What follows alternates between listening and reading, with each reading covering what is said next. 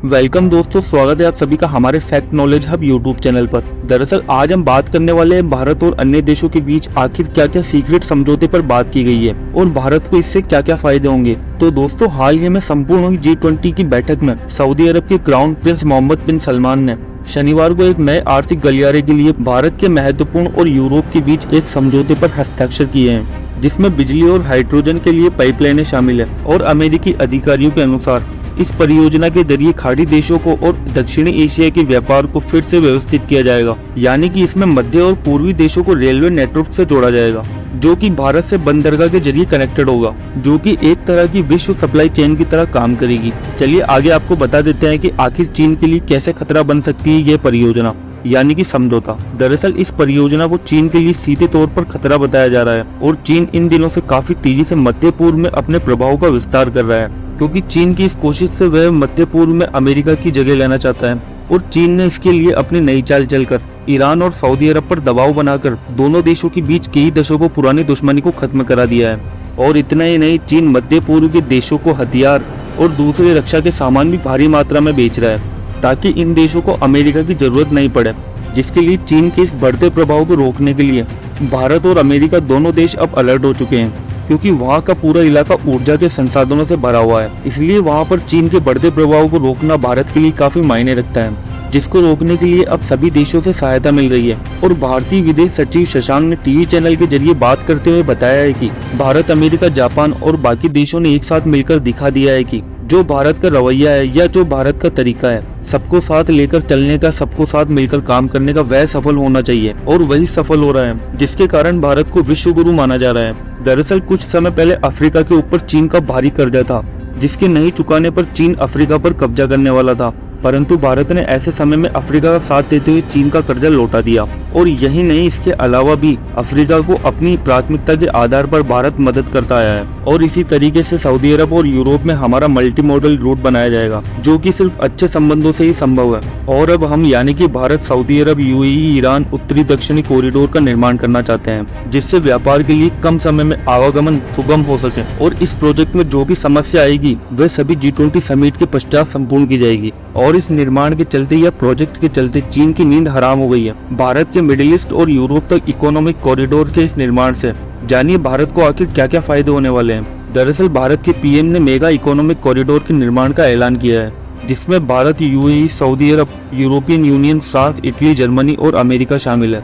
और इस ऐतिहासिक पार्टनरशिप से आने वाले समय में पश्चिमी एशिया और यूरोप के बीच आर्थिक सहयोग का एक बड़ा माध्यम होगा, जिससे सस्टेनेबल डेवलपमेंट को एक नई दिशा मिलेगी और जिसे इस साल की सबसे बड़ी डील मानी जा रही है। और अमेरिका के राष्ट्रपति जो बाइडेन ने भी कहा है कि इस कॉरिडोर के तहत हम जहाजों और रेल का निर्माण करेंगे, जिससे भारत और यूरोप के बीच लगभग 40% तक व्यापार बढ़ जाएगा। दरअसल इस इकोनॉमिक कॉरिडोर में एक रेल और बंदरगाह से जोड़ा नेटवर्क बनाया जा रहा है, जिसमें 7 देश partnership for global infrastructure investment के तहत निवेश करेंगे। और यूरोपियन कमीशन प्रेसिडेंट की ओर से तैयार किए गए इससे जुड़े एक डॉक्यूमेंट को महाद्वीपों और सिविलाइजेशन के बीच एक ग्रीन और डिजिटल पुल माना जा रहा है। और इस योजना में रेलवे, बिजली और हाइड्रोजन पाइपलाइन प्रोजेक्ट शामिल है, जिससे सभी देशों को ऊर्जा के लिए संसाधनों की प्राप्ति हो सके, जिसके कारण विश्व GDP में और अधिक बढ़ोतरी हो सकती है। और इस प्रोजेक्ट से इंफ्रास्ट्रक्चर गैप दूर होगा और साथ ही ये पारदर्शी और अच्छा कैटेगरी का प्रोजेक्ट होगा। ऐसे में एक्सपर्ट का मानना है कि G20 शिखर सम्मेलन से यह प्रोजेक्ट जो बाइडेन के लिए बड़ी कामयाबी है, जिसे पूरी तरह से गेम चेंजर माना जा रहा है, खासकर जबकि BRI के तहत चीनी कनेक्टिविटी प्रोडक्ट्स पर दबदबा है। ऐसे में वो देश भी प्रोडक्ट से जुड़ना चाहता है, जिसमें ईरान भी हो सकता है, जिससे चीन को और भी दिक्कत बढ़ सकती है। और इससे पहले 2005 से 2022 के बीच चीन ने मिडिल ईस्ट और नॉर्थ अफ्रीका में $273 बिलियन से ज्यादा का निवेश किया है। और इसमें सबसे ज्यादा निवेश इंफ्रास्ट्रक्चर में हुआ है, जिसमें कई देशों ने चीन के बेल्ट एंड रोड प्रोजेक्ट का हिस्सा बनने को स्वीकार किया है। और इस क्षेत्र में चीन के बढ़ते प्रभाव को रोकने के लिए भारत और अमेरिका भी अलर्ट हो चुका है। और चीन की इस तरह की चाल से अमेरिका के सहयोगी देश सऊदी अरब और यूएई चीन के करीब जा रहे हैं,